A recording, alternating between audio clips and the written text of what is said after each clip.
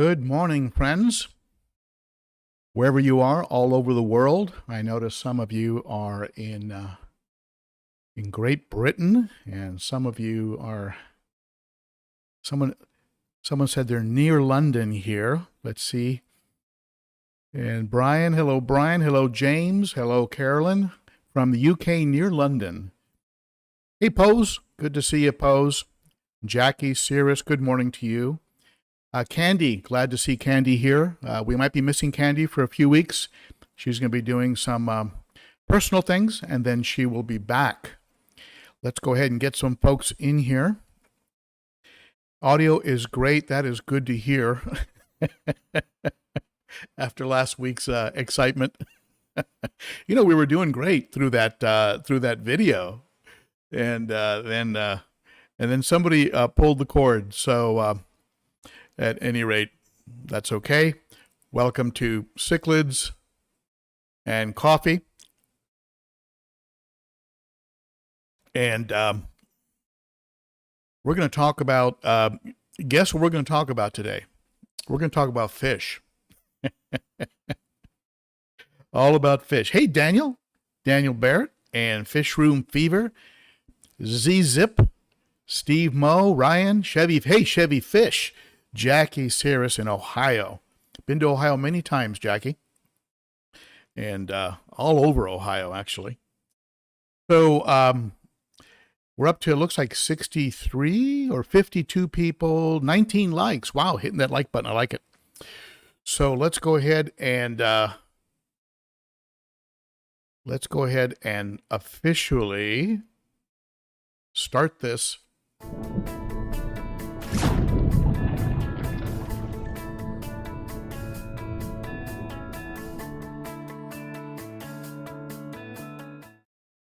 If you're new, you know what to do. If you're new, be sure to hit that. Subscribe, the bell, and all that good stuff. Tell YouTube that you like the channel, and YouTube will go ahead and recommend it to other fish keepers. Hey, a big shout out to a couple key folks. And in particular, Vinny's Aquatics. If you look over my shoulder here, back in here, you'll see my sign. He was able to put that sign together for me and send it out.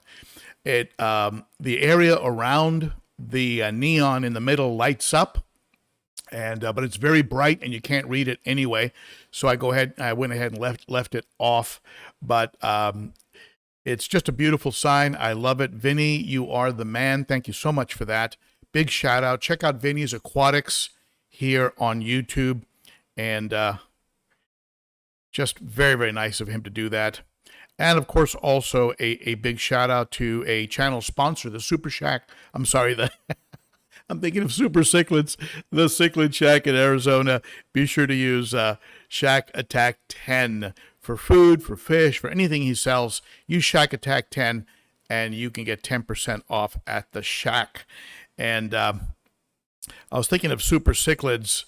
Super Cichlids helps to sponsor they help sponsor the banner contest, and over at the Facebook group, Ben O''Cichlid. Now, if you've tried to get into that Facebook group and have not been successful, it's because you didn't answer all the questions. In particular, the last question, which asks if you'll abide by the group guidelines. If you don't say yes to that, the admins don't let you in. They just decline it. So if you tried to get in, you couldn't. Try again, but be sure to answer all the questions.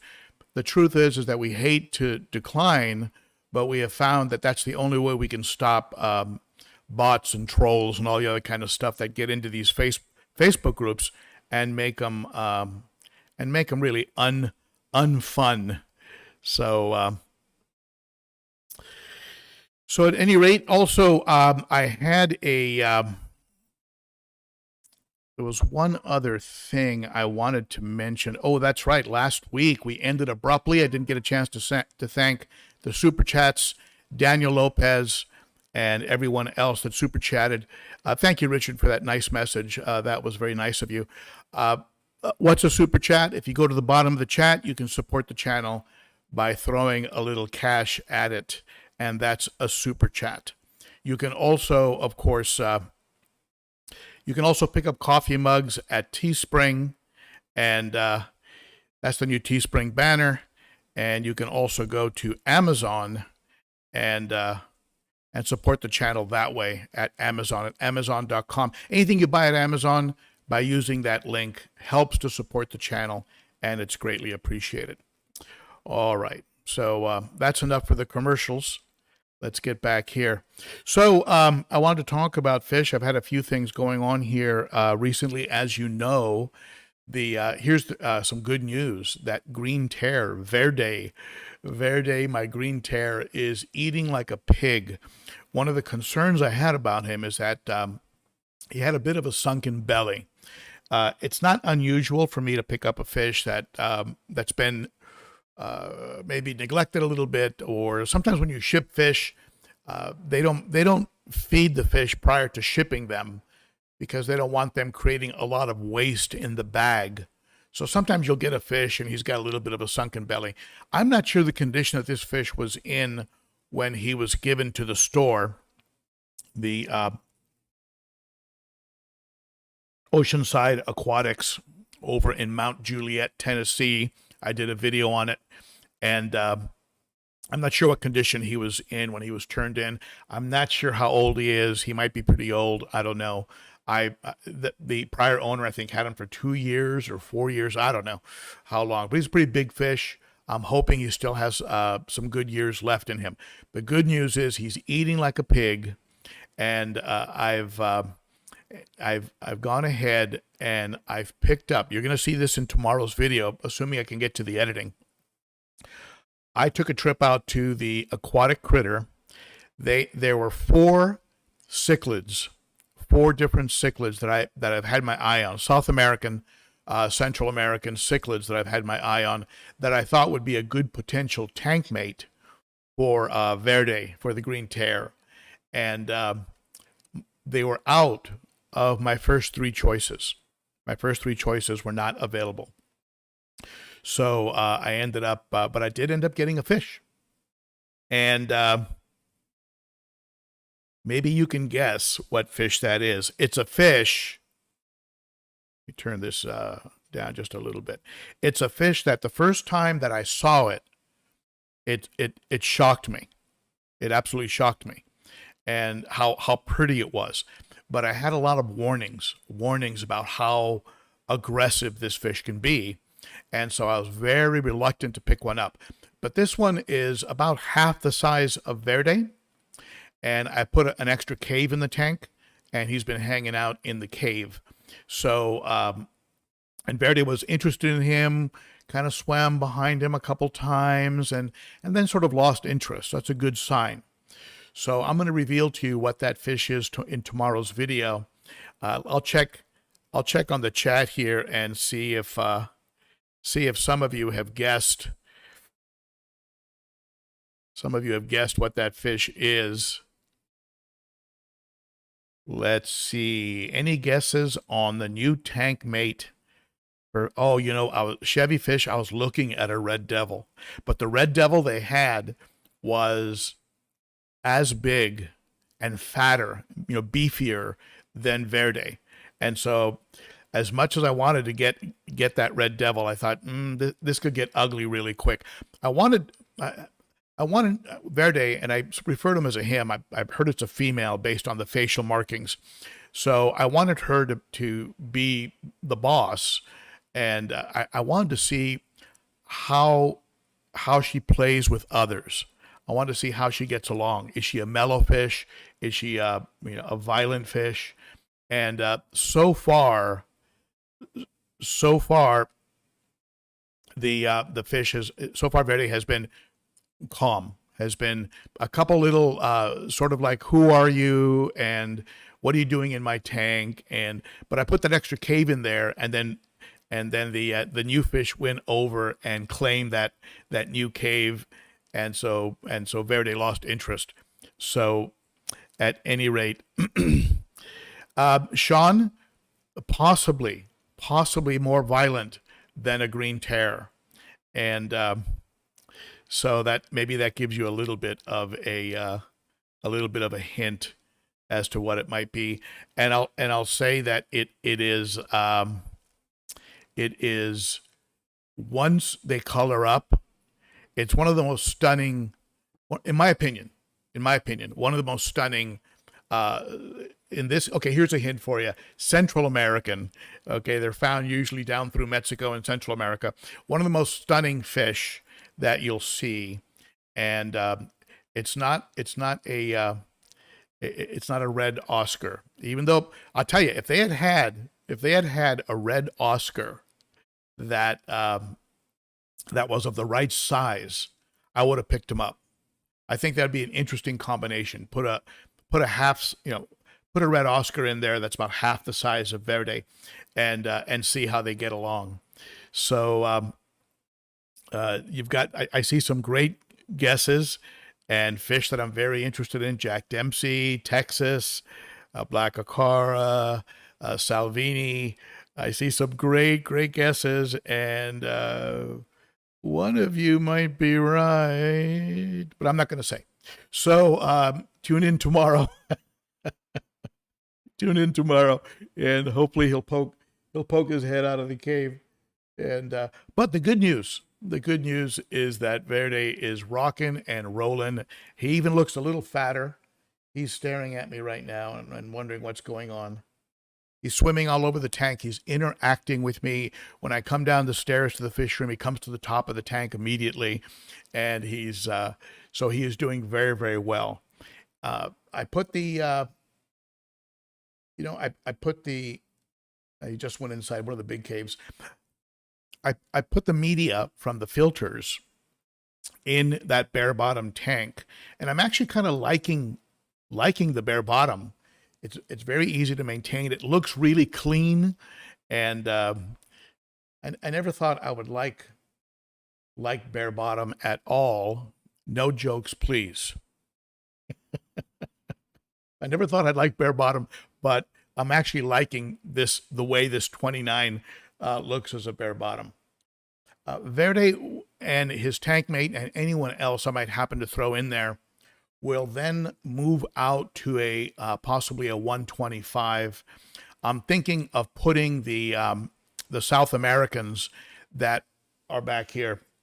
The South Americans will probably all go into the 90 gallon. And you folks know that I did receive the new stand. You can just take, if you follow me on Instagram, and maybe Candi can share the Instagram, the ben.o.cichlid on Instagram. By the way, ben.o.cichlid@gmail is my address, so you can find me there. But here's the stand. I finally got the stand from Glass Cages. You can see it. It's going to be going on the glass cage rimless tank there. So that rimless tank is still on rollers because I want to stain that stand. I started staining the top of it where you can't see, just to see how much I like the color. I've been using a brush to stain it. I'm like so on the color so far. I might just try staining it. I used to stain wood with a rag, where I would dip the rag in the stain and then just gently rub the wood that way. And so I don't get these brush marks. If you have any tips on staining wood, please send me an email. I've stained a lot of wood, but if you have any tips. But I'm not liking so far what I'm seeing on that stain. And this garage smells like stain right now. Yesterday I was lightheaded, so and I was saying a bunch of gibberish. So I don't know what was going on. Anyway, so the stand is getting stained. Then we're going to move that stand over to my left here, and we're going to put that big tank on it.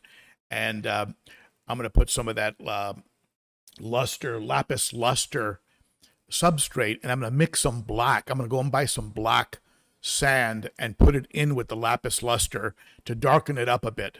Because if you look, If you look at the South American tank, let me see if I can turn this without having everything blow up on me. Hold on.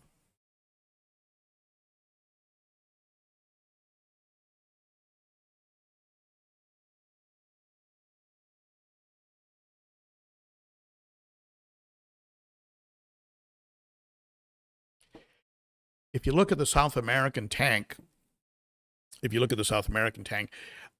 those fish, in my opinion, are actually a little bit washed out because they're on white substrate. So the white substrate, it's an adaptive thing in fish, and I imagine because often fish are hunted from above, such as birds or even bigger predator fish will strike down. If you've ever had an eye biter, or a Malawi hawk, you know what I'm talking about. But these, I think if I put a darker substrate in, I'll end up with a better situation. The fish you can see are looking good. The viejas are starting to show some pink in the cheeks. I'm starting to see some red in the shoulder of the red shoulder severums. The geophagus are starting to show a little bit of color, but again, they're a little bit washed out because of the substrate. I think it's because of the substrate. More there.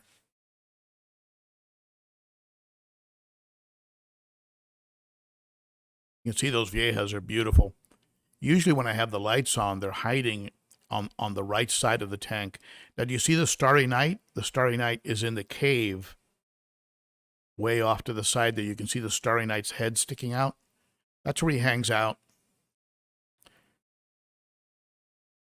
And it's very cute. He just pokes his head in and out. Those plants on the right there are from Elite Cichlids. They created an artificial plant with real driftwood combination, which I love. And those pink rocks are from that's from the aquatic critter. So you can see those fish are looking great. Those are probably going to go into that big 90. Here comes the Starry Night. The Starry Night, see, he just came out of his cave there. He's actually the most aggressive fish in the aquarium. This is why I did a survey. On, see if I can pull it up here.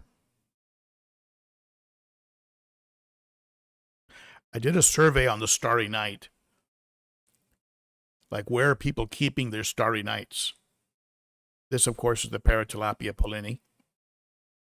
And interestingly enough, 51% said to put him with African cichlids. He originates in the Republic of Madagascar, which is an island republic off the coast of Africa. And some folks had some concerns about water parameters, things of this nature. Some people suggested that I get a pair and start breeding them because Starry Nights apparently are no longer in the wild or very close to full extinction in the wild. So they suggested that I perhaps set up a tank and see if I can get some fry. When they disappear from the hobby, the theory is that when they disappear from the hobby, they will be disappearing from the earth because they simply are no longer in Madagascar. I don't know if it's because of pollution. I suspect it's a pollution issue. 35% kept them in with South Americans. 14%, interestingly enough, had them in a community tank, which is a little bit hard for me to fathom because they are extremely. He's a very aggressive fish. He goes after everybody. Doesn't damage them. I don't see any fin damage really on any of the fish. So nobody is being overly aggressive. But when he comes out, there is no doubt that he is the boss of this tank. Now keep in mind, he'll get up to over 10 inches and he'll get very bulky. He'll be a very wide, heavy, bulky fish. So it's going to be very interesting what I ultimately end up doing with him. That's the Starry Night.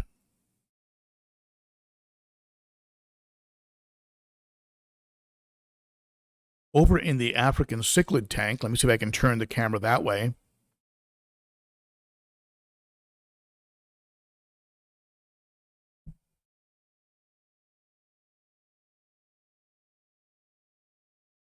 As you can see, the fish are doing great in the African cichlid tank. The undisputed boss in that tank, without question, is the Phoenix. And that's the one with that bright orange head and that purple-blue body. Beautiful fish, but he keeps the tank at bay. Whenever you go to a store and want to buy some fish, look for the fish that's in the middle and doesn't have any fin damage. That's the boss. That fish, he definitely rules the roost. He keeps everyone else sort of at the fringes, even though they do come out and swim around. But he is the one that has the run of the tank. This is why they need to go into 125. I think in 125, a 6-foot tank, they're going to do much, much better. Right now, of course, they're in a 55. Take a look at that Autopharynx tetrastigma on the left there. Absolutely beautiful fish. Not sure if I can get in any closer. Let's see.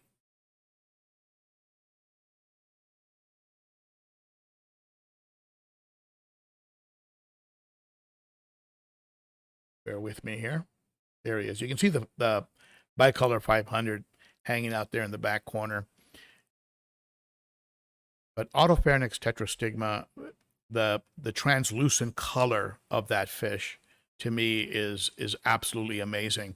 Now, the thing that is of particular interest to me, or kind of puts that fish in a special place for me, as I brought him back from death's doorstep with the use of some salt. He looked like someone had stuck a tire pump into him and inflated him. Not only his body and his stomach, but his eyes were bulging. It looked like he was actually going to blow up. And I stuck him in a 5-gallon quarantine tank with some Fritz Plus salt, and within 1 week he was back. So when you bring a fish back like that, I think they always kind of hold a special spot in your heart, you know. At any rate, this tank needs to go into a 125 because they're just too crowded in there.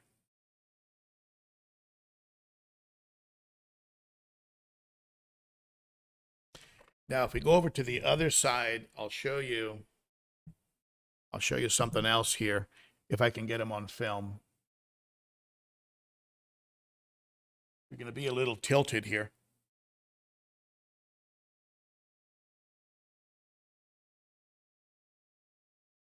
There's my maniac fish. That's a Eureka Red, and a Jake.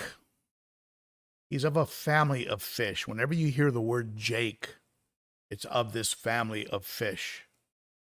And it's been my experience that the Jakes are jerks. You could substitute the word Jake for jerk. Now, you might get it different. I mean, it's it's always a different situation, fish to fish. But this guy was just tearing up his tank mates. But he's a beautiful fish. I'm going to try and figure out a way to hold on to him.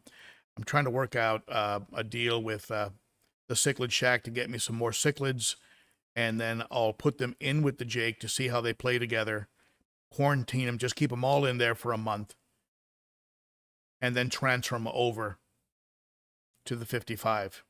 You see the Jake chasing the little pleco there. Somehow that pleco has made it fine. All right. Let's go ahead and take the...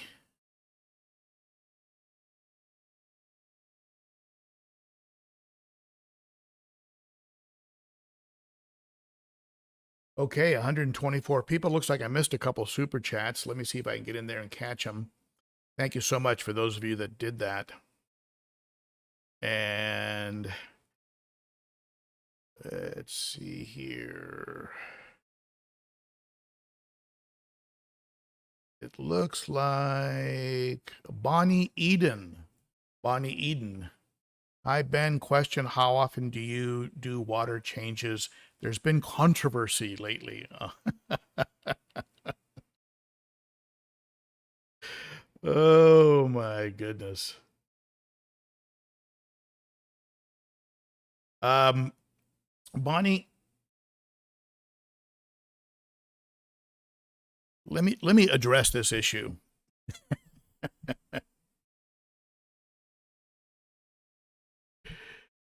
Let me put the microphone in the rant position.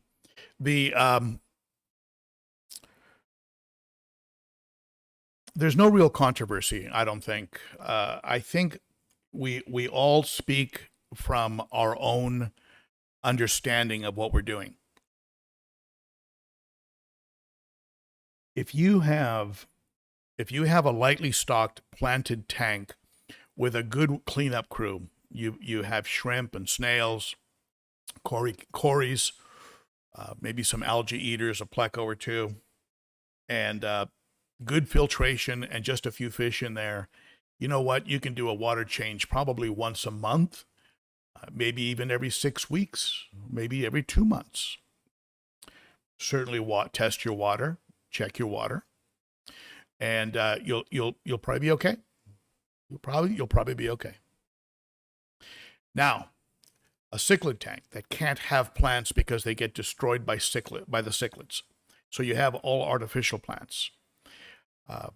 Maybe there's one little pleco in there. You certainly can't have cories. Cories get destroyed by cichlids. That's been my experience.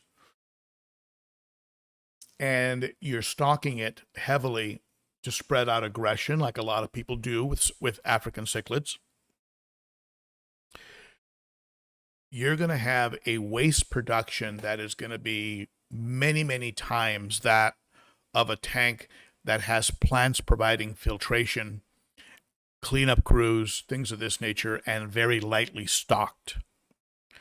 So it's a very fluid situation, as I like to say. It's on the back of some of the t-shirts and sweatshirts at the Teespring store. It's a fluid situation for sure.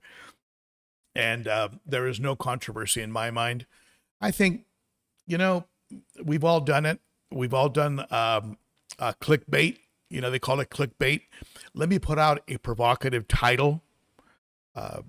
One time I did a video on how you can use your power heads to sweep detritus towards the intakes of your filters. And the title of the video was Never Vacuum Again. Well, you still need to vacuum.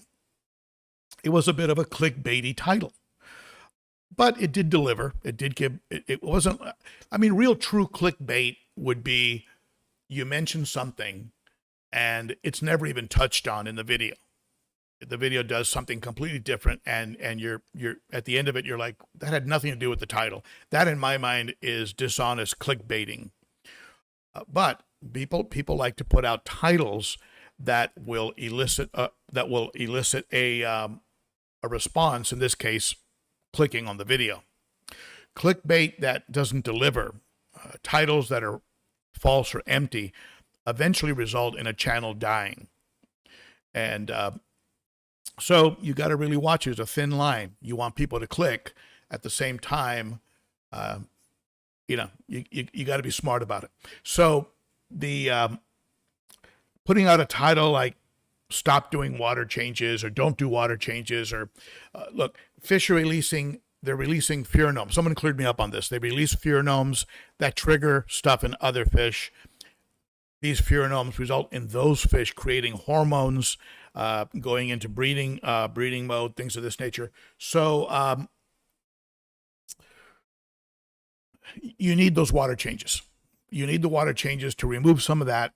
You also have an issue with minerals. I've talked about this before. Over time, minerals drop in the water column, and they drop into the substrate. So what you need is you need to replenish those minerals by adding fresh water. So some tanks out there have high evaporation, and people are topping off constantly, maybe with a drip system. They could probably go a long way, a long time between water changes because they're getting water replaced with a drip system, what they call an ATO, an automatic top-off system that measures the height of the water and adds water when needed. And some folks just have a slow drip that goes constant because they've matched it up with the amount of evaporation that goes on. And so there's different ways you could work around it. But no, we're not going to go. We're not going to go without water changes. Even in big lakes, you have massive evaporation, rainfall, streams and rivers. Of course, you've got that going on. So that's my take. That's my take on it. I hope I answered your question. That wasn't really a rant, really. And somebody else came in with another super chat. Hey, Rico Stan, thank you so much for that. Super looking forward to our chat in a couple of weeks. Totally geeking out about it. I'm going to be appearing on an interview on Rico Stan's channel. And go to Rico Stan and you can check him out. And we'll be doing an interview there. And Ray Barksdale. Thank you, Ray. Thank you so much for that. And Elijah comes through. Thanks, bro, for the towel. And oh, you got your towel. Good. You know what happened, Elijah? I had to go to I put it in my mailbox, and they sent it back to me for security reasons. Somehow an envelope, I like to talk with my hands, I keep hitting my mic. Somehow an envelope of that kind has to be taken to the post office, and you have to declare that there's nothing, no chemicals or explosives or so it wasn't a terrorist towel. I took it so I had to go back to the post office. So I'm very glad to hear that you did get it. And there you go. Thank you so much for the support, my friend. Very appreciated. And my goodness, it is just raining. Raining super chats. Bonus money for superb audio video. Nobody is happier than I am, GP, for the. You know where this money's going to go?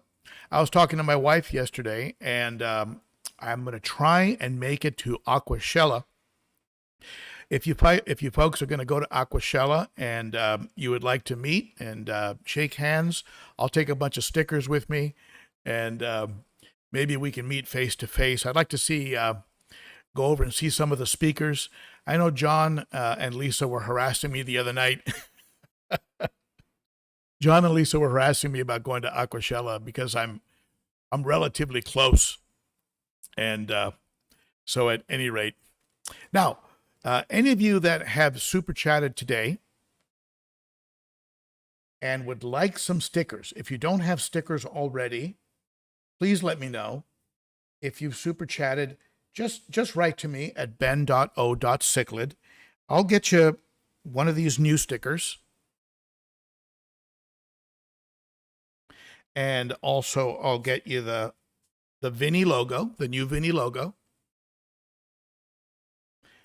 And the Cichlids and Coffee. I'll get you those stickers if you'd like a set. Anyone who has super chatted today, I don't care where you are in the world, I will send it to you. It's only the bulky things I can't send overseas because it gets ridiculous with the postage. And thank you, Jeff. I appreciate that. If you're going to be at Aquashella, can you go ahead and note it in the chat? I'd like to know how many of you are planning on being at Aquashella. It is sort of a Disneyland for fish keepers. Every major producer of aquatic products will be there, I'm pretty sure. And let's go ahead and... Did I miss a super chat, Toby? Toby Zoned, let's check out your super. You say I check out my super chat. Sometimes I miss them. GP, thank you. Toby Zoned. Hey, there you are. How did I go right over that? A 45-gallon, one bristle nose, one albino bristle nose, one blue phantom pleco, two crebensis. I saw some crebensis yesterday, by the way, at the aquatic critter. Beautiful fish. One blue, let me see, 3 angelfish, 11 corridora, and 4 coolie loaches. Am I overstocked? Well, Toby, I'd love to see that tank. If you want to send a picture of it or a short video to ben.o.cichlid@gmail, I'd love to look at it. The my first thought, my first response to you is no, and I'll tell you why. Because, like, I don't know what, 60% of your 70% of your fish are, you got a big cleanup crew. Now, cleanup crews do produce a lot of waste. Plecos are notorious for the massive amount of waste that they produce. But I would say no. I would definitely have 2 filters on there, and I don't know what your filtration is, and that's why it is a fluid situation. I can't answer definitively without knowing more details. How often do you do water changes? How much of a water change do you do? What kind of filtration do you have? How often do you service your filters? If you're changing the water on a weekly basis and you're doing filter maintenance every month, and you have 2 filters on there, a hang-on back and a small canister, let's say, you are definitely not overstocked. You're in good shape. If you're lazy and you go long periods between your water changes and don't service your filters, you're going to have some problems. I mean, you could say that about almost every tank, regardless of the stock level. But no, I would say no. If you're keeping in your maintenance, you're in good shape. I wouldn't worry about it. And that'd be a fun tank to look at, all those plecos. And Jeff, I think I got you. Paul for the Aquashella. Thank you, Paul. I appreciate that. I know for you it'd be a very long trip, wouldn't it? But boy, it sure be fun though. All right. Yeah, there's so many moving parts, and when somebody on YouTube gets up there and says this is the law of the land, and this is unless you know all the particulars, you can't say that. You really can't say that. There's just too much going on, and we're all looking for that one magic bullet, that one key element that will solve our problems. And it's you really have to think on your feet. You have to have your head on a swivel. I'll give you an example. When I added the new fish that I haven't told you about yet, the new fish that I'm keeping a secret until tomorrow, with Verde, my green tear, I put him in there, and I hung around this fish room like a hawk. You just got to stay sharp. You got to be watching, because even after a water change, if some of you are in a hurry to go somewhere, but you want to get your water change done right before you leave, I would suggest that you hold off on the water change until you get back, and you have a chance to be around. After anything that you do to a tank, add fish, remove fish, redecorate, major maintenance, canister, hang on back, sump maintenance, anything that you do that could be potentially disruptive to the hierarchy of the fish, to the beneficial bacteria that's going on, anything like that, be around for a little while, observe for a while. Unfortunately, some things don't show up immediately. One of them would be an oxygen depletion. Sometimes if you've done something, for example, in my case, I moved the outputs of the canisters one time. This is many years ago. And I stopped breaking up the surface agitation, and I ended up with some dead fish. Unfortunately, the bigger fish die first. They need the most oxygen, and I lost a beautiful Fusco. I've never had a Fusco like this since then. This Fusco had red in his body. He was gorgeous, and I was absolutely in love with him. And he tipped over and died on me, along with about 5 or 6 other fish. The smaller fish survived, the ones that didn't need as much oxygen.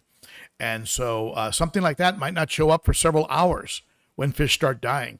And it can be very confusing, because only a few of them will die. So you'll go, what's going on?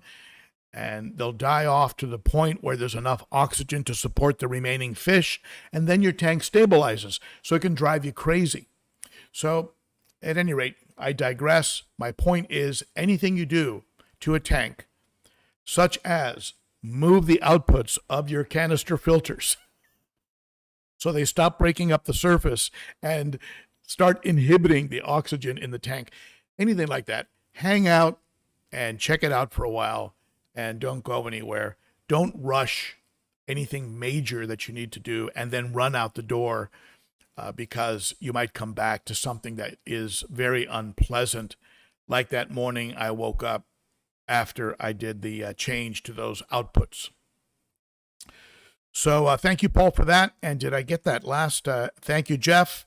And GP, you're the bomb, my friend. Thank you so much. You support the channel in so many ways. He's also coaching me a little bit on the making of my sump. And I've got a lot of ideas. I'm trying to keep the sump that I'm making as simple as possible.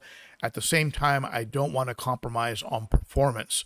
So I'm going to be putting in a couple baffles in the sump based primarily on some advice from GP. So thank you, those of you who have hit the like button. That's much appreciated. And there was something else that I wanted to cover with you, and that was a survey. I did a survey at the community page on Facebook, and I asked, what kind of videos do you enjoy the most?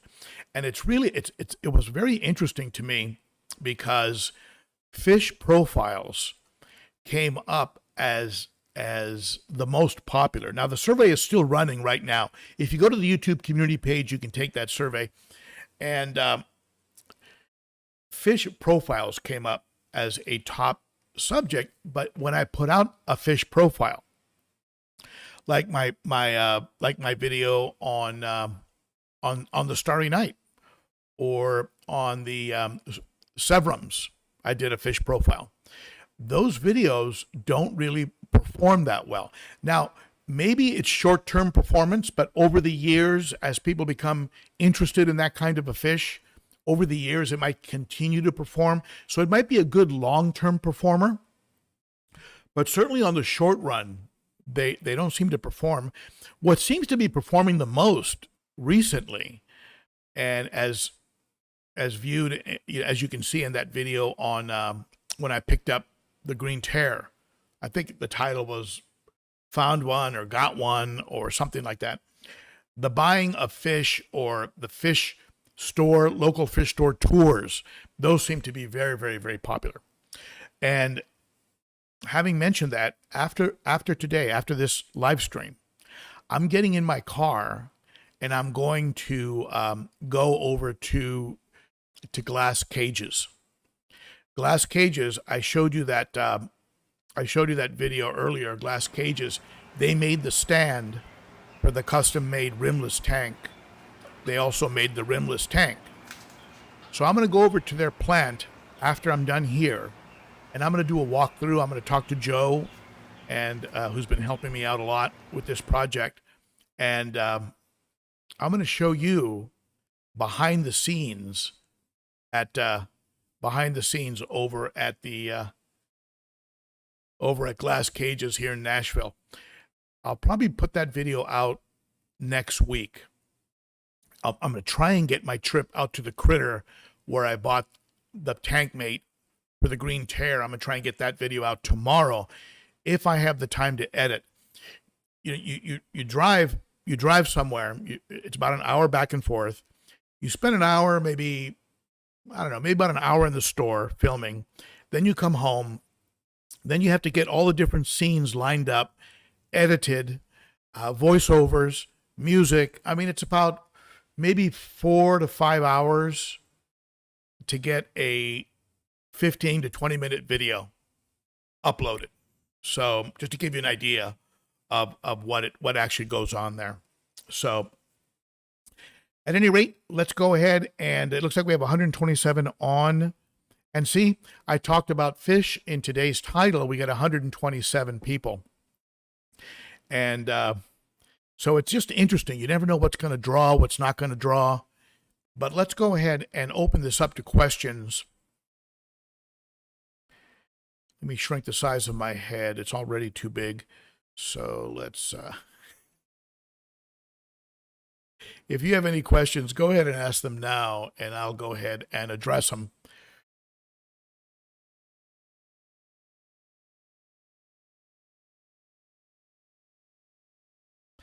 GP, I know 3 people who bought tanks from glass, I mean just cages, on my recommendation. All 3 are doing fantastic.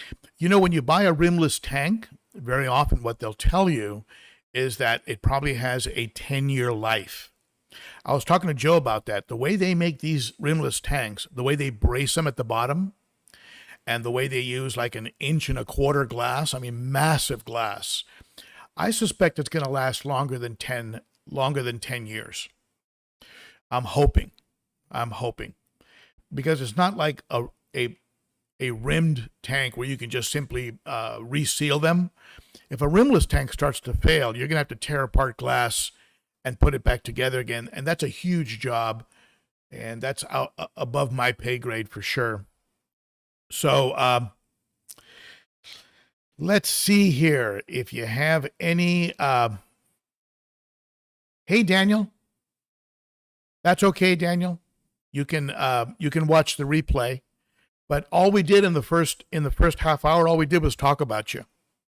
So I'm just kidding. Thank you for that super chat, my friend. Much appreciated. And Sean is looking for a green terror.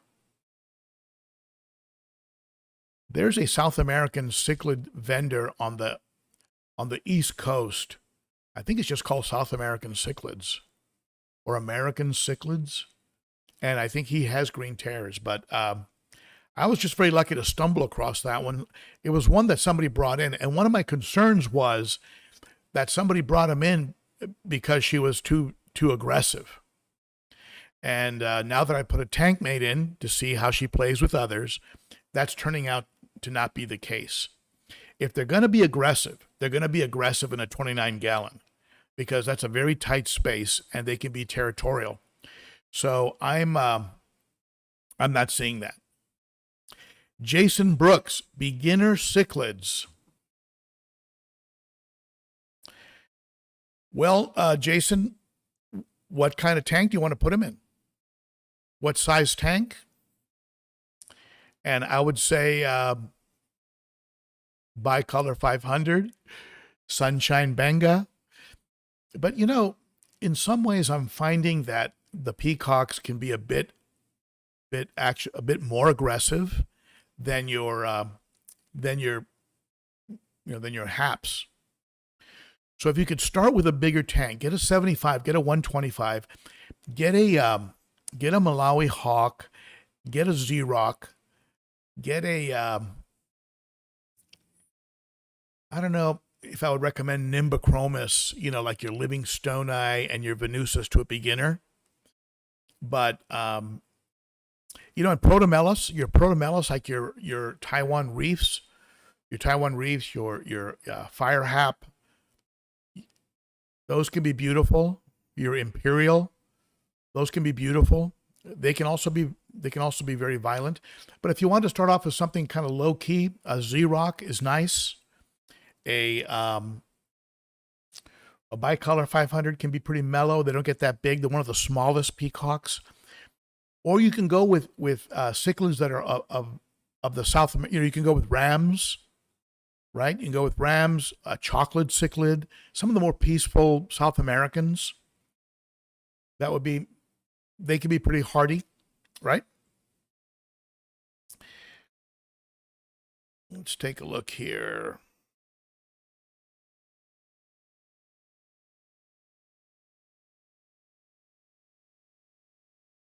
Let's see what other questions you have here.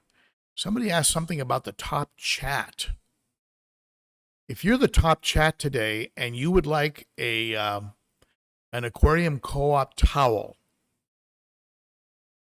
I will send you an aquarium co-op towel if you're the top chat. just send me an email and remind me that you were the top chat. So far, it looks like GP, but I don't know if GP wants a towel. Hey, Multi-Tank, thank you for that. Every little bit helps. Somebody asked about the top chat. I'll tell you what else I'll send you with that top chat. I got some real interesting stickers from the Aquarium Co-op. Check these out. I've got a shrimp, a cardinal tetra, a rainbow fish, a ram, a guppy, and it looks like a cherry pleco. I'll include those stickers with a towel for the top chat. And it looks like so far it's GP. So GP, if you want a towel and those stickers and you're the top chat, just send me an email. Even though, I don't know, should we include the admins in this? I don't know. It almost seems like, family, those contests, family and employees cannot participate. Anyway, let's see here. Let's see what other questions.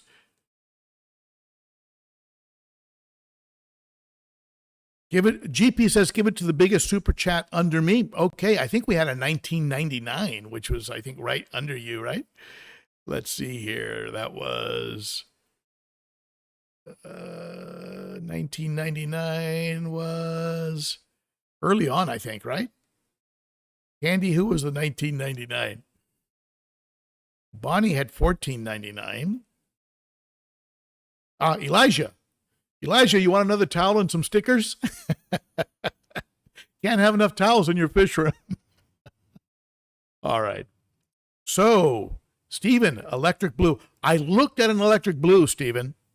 I looked at an electric blue. I wanted an electric blue. And, but they didn't have one that I thought would be big enough to put in with the green tear. Imperial Tropicals has, oh, there you go. Vicky Kuhn says Imperial Tropicals has green tears. And my experience with Imperial Tropicals has been positive. They are on my list of legit vendors. Somebody asked an interesting question. Where was it? I mean, they're all interesting, but someone said, biggest misconception.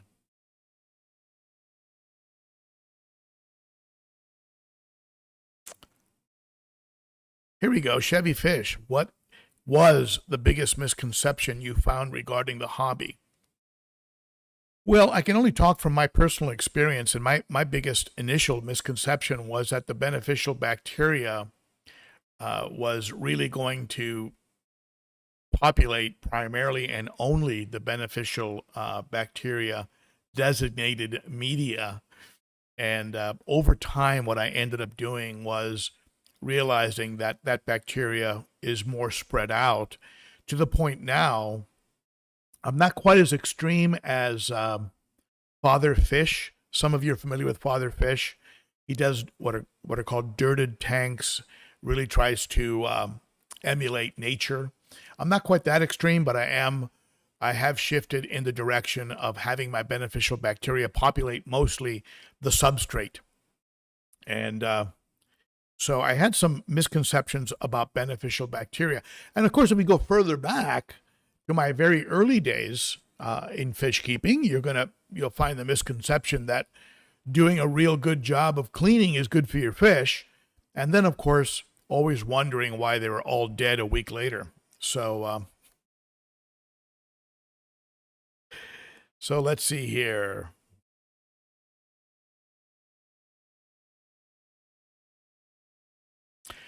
Toby, that's a good point. I think it's really, Toby asks, do you think companies should advertise the overall gallons of the tank or factor in the buyer putting in substrate decorations? See, they don't know. They don't know if you're going to use decorations. You might be going bare bottom. You might, being completely without decor. Let's say you have some people do discus that way, just the tank, and the discus are the showpiece. They are the decoration. So they don't know. They don't know. So they're not going to do that.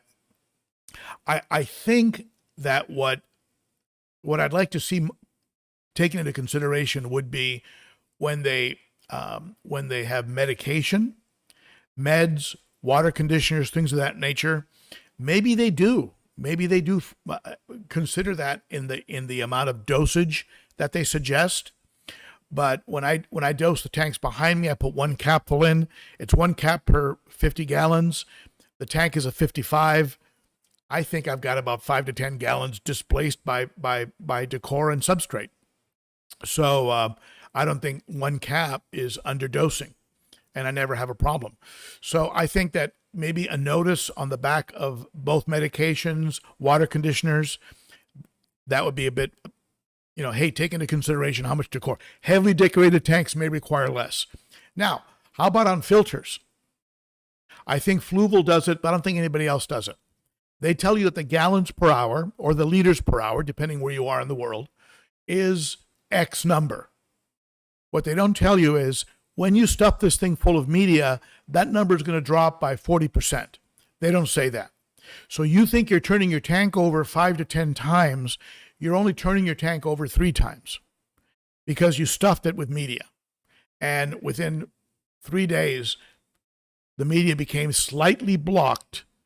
So between the resistance of the media and now the fact that it's slightly blocked, you have a greatly diminished gallons or liters per hour going on. That should be in prominent writing, I think, on the boxes. So thank you for that question. Let's see here. Thank you, Candi, for promoting the hitting of the like button. I think the like button tells YouTube something's going on over here. Let's go take a look. And then they put it into the what they call the algorithm. All right. Jeffrey Watts, been lurking. I think we have more lurkers than we know. Mandalore Ale, how long after a water change do you get accurate water parameter readings? I measure the next day. Everything settles down. The filters have done some work. Things have settled to the substrate, and I'll measure the next day. I'm not going to measure immediately after. And Jeffrey, thank you for lurking. For those of you that are lurking, lurking is okay. Lurking is fine. And all right. So at any rate, I think we're getting close to the hour. I know Candi has to go. And I want to thank all of the moderators. And I want to thank you folks that are still on the stream. You are awesome. You rock. And it looks like we're actually going to get through one. I'm almost afraid to say it. We're going to get through one without having any technical difficulties. And that is awesome. Thank you, everybody, for sitting in today. Look tomorrow for my trip to the aquatic critter where I buy a tank mate for Verde, my green tear. And I hope you like that. And it should post tomorrow, again, assuming I can get through the editing, because right after I'm done here, I'm going to Glass Cages, and I'm going to get a bunch of footage on how they're making tanks over there. I'm going to do a little tour of the place, and I'll have that video for you next week. Okay? So thank you, everybody. I really appreciate you. And until next Saturday, that's it for me. Bye-bye.